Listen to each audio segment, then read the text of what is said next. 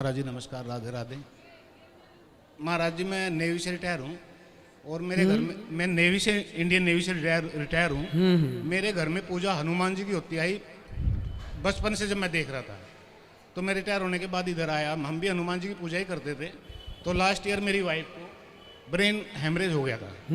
तो ये हॉस्पिटल से आई तो ये तुतला तुतला के बोलने लगी बच्चों की तरह। तो किसी ने बताया आपके भागवत के बारे में, बोले साधना पे ऐसे ऐसे आता, वो देखा करो। आपकी भागवत सुन सुन के ये 100% ठीक हो गई है। सिर्फ वो फॉलो चल रहा है जो एक मेडिकल का होता है। और डॉक्टरों ने बोला था इतना बदलाव है, हद से ज्यादा आपके पीछे ना बहुत ज्यादा पास पूरी फैमिली हमारी खुश रहिए। महाराज जी मैं वही बता रहा हूँ, पूरी इतनी लाइफ चेंज कर दी है इसकी कि इसको डॉक्टरों ने बोल दिया था कि इनको आपको स्पीच थेरेपी दिलानी पड़ेगी कम से कम 5-6 महीने, तब इनको थोड़ा लेवल में आएगा। लेकिन आपकी भागवत सुन के 1 महीने के अंदर अंदर ये ऐसे टकाटक बोलने लगी और बोली मुझे महाराज जी के यहाँ जाना है। तो हम 5-6 महीने पहले आए थे। बात कराइए, बात कराइए। तो रोने लगी। ओए खड़ी हो जा इंदु। मैं ये बात कर लो। मैं जी सुनो, चलिए, थोड़ा सा बात करो ना। कैसी हो मैया? ठीक हूँ मैं। अब ठीक हैं? हाँ जी, कथा में क्या अच्छा लगा आपको? कौन सी बात ने आपको बदल दिया? किस बात ने? सब कुछ बदल गया महाराज जी, सब नहीं, कुछ बदल तो गया। गया। कौन सी बात आपको अच्छी लगी जिस बात मेरे से को आप तो बदल हमें गए? बिहारी बिहारी जी से प्यार करना सिखा दिया। पहले हमें पता नहीं था वृंदावन भी कहाँ पे, लेकिन अब तो हम दूसरी बार, मेरे बेटे की सर्विस लगी थी अभी, इसने सबसे पहले दिखाया हमें यहाँ पे। मेरी मम्मी को, हमें सबको यही लेके आया था यहाँ पे। खुश रहिए। बस आप लोगों की ये प्रसन्नता, आपके जीवन में इतनी खुशियां भागवत जी के द्वारा आई, भागवत जी की कृपा से आई, तो हमारा भागवत सुनाना सफल हो गया। गुरुदेव यदि किसी का जीवन बदल जाए, बस गुरुदेव आपसे यही इच्छा है कि कभी भी आप चेंज मत होना, आप चेंज मत होना कभी भी। बहुत बहुत जो है रिक्वेस्ट है आपसे। बहुत सुनने के लिए पता नहीं क्या क्या आता है, पता नहीं कहाँ कहाँ, लेकिन विश्वास जमा है तो विश्वास ही रहने देना। बिल्कुल, जब तक प्राण रहेंगे जी। भगवान के चरणों में यही प्रार्थना है, किसी का विश्वास न और टूटे। आपको बारंबार नमस्कार। खुश रहिए, खुश और रहिए। महाराज जी ये चीज़ पूछनी थी, जैसे मेरा परिवार में हनुमान जी की पूजा होती आई है बचपन से, जब मैं देखता था। मेरे पिताजी दोनों टाइम करते थे। अब लास्ट 5-6 महीने से हम आए थे यहाँ पे, कान्हा जी को लेके गए हैं। तो कान्हा जी की ज़्यादा हम कर रहे हैं, लेकिन साथ में हनुमान जी को भी रखते हैं। लेकिन कान्हा में ज़्यादा विश्वास होता जा रहा है, इसमें कुछ।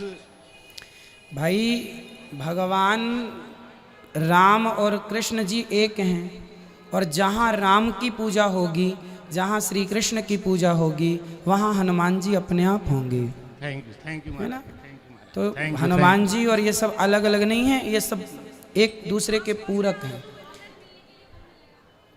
अभी प्रश्नोत्तरी के बाद अंदर बैठेंगे तो आप लोग मिल लीजिएगा।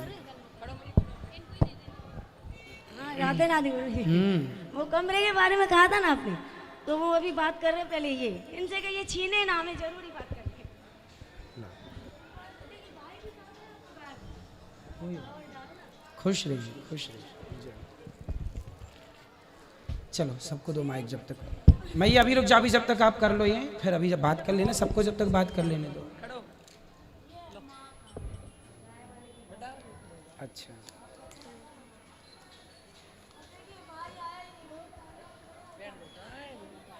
बैठो अभी, लीजिए डाल लेते हैं।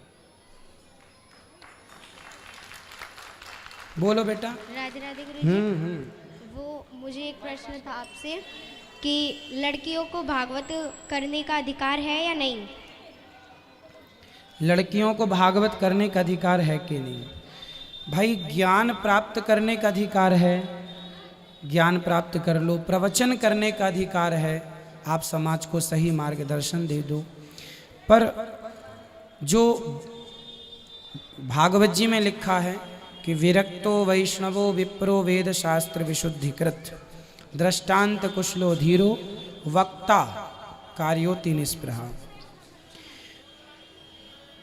ज्ञान कोई भी दे सकता है, सही मार्ग कोई भी दिखा सकता है, तो चाहे लड़की हो या लड़का सही मार्ग दिखा सकता है। तो दिखाने के लिए तो कोई पाबंदी नहीं, प्रवचन करिए।